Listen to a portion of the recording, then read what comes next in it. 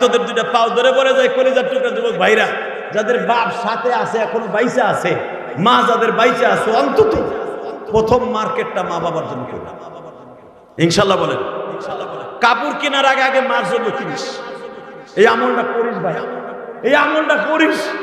তোর সন্তান একদিন বড় হইলে যুবক, তোর জন্য আগে মার্কেট করবে। কথা ঠিক না?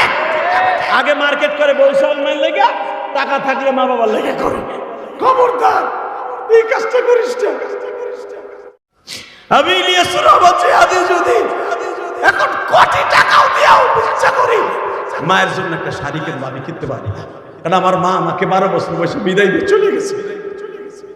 তোদের যাদের বাবা মা আছে, প্রথম মার্কেটে ঢুকে মার মার্কেট করবে আগে, প্রথম ঢুকাই বাবার মার্কেট করবে আগে। আমি ইলিয়াসুর রহমান জিহাদি এখনো পর্যন্ত মার্কেটে ঢুকলে আমার আব্বার কাপড় আগে কিনবো। আলহামদুলিল্লাহ বলা না? কে আমলটা করা যাবে তো ইনশাল্লাহ? করবা তো ইনশাল্লাহ? যাদের চোখে পানি দেখছি, যাদের বাবা বাইসে আছে, ওয়াদা দাও প্রথম মার্কেটটা মা বাবার জন্য করবা ইনশাল্লাহ। বলো হাত উঁচা করো, কে কে করবা আগে বাবা মা যাদের আছে। আল্লাহ এই হাতগুলো কবুল করে, সরকার আমিন। নামান হাত।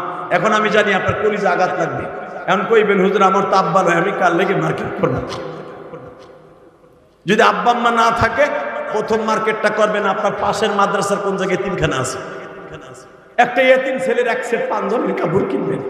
এই যে আব্দুল বাতেন কাসিমি অন্তত 30-35 বছর ধরে বুখারী পড়ে, এই লক্ষ লক্ষ ছাত্র তার হাতে বুখারীর সবক আজকে পৃথিবীর দিক দিগন্তে চলে গেছে হাদিসের দর্শ নিয়ে। এই মুসলমানের পোলা, এরকম তার মাদ্রাসা, এই যে কাসিমি সাহেবের মাদ্রাসা, অনেক ছেলে আছে। আমি শুনলাম 50টা ছেলে বড়ি লিখেছে, 50টা ছেলে হয়তো কারো বাপ নাই, কারো মা নাই। এবং এখানে লেখা আছে রাশিদ এতিমখানা মিশন। এতিমখানা যেখানে থাকে এখানে আপনার যাকাতের টাকাটা পরান বইরে দিবেন। আলহামদুলিল্লাহ বলেন, বিনে দ্বিধায় দিবেন। এতিমখানা মাদ্রাসা যেখানে, বাংলাদেশে এমনও আছে রাস্তায় ঘুরে ঘুরে এতিমখানার টাকা উঠে। মিয়া মুসলমান খবর করে দেখো, ওইখানে কোনো এতিম একটা পোলাও নাই। তুমি এতিমখানা যদি তোমার যাকাতের টাকাটা না দাও, তোমার যাকাত আদায় হবে। অতএব আমি আপনাদের কাছে হাত পাতবো, সময় কম। আব্দুল বাতেন কাসিমি সাহেব আসছে, হুজুরও হয়তো কথা বলবে, শুধু একটা কথার উত্তর দিতে হবে। মা বাবার জন্য কিছু করার দরকার আছে না নাই? আছে ভাই, আছে। জুনায়েদ কাসিমি বলে গেছে তোমাদের সামনে দাঁড়ায়, বাংলাদেশের জুনায়েদ আল হাবিব বলে গেছেন মাদ্রাসার জন্য আলাতুন একটা জায়গা লাগবে।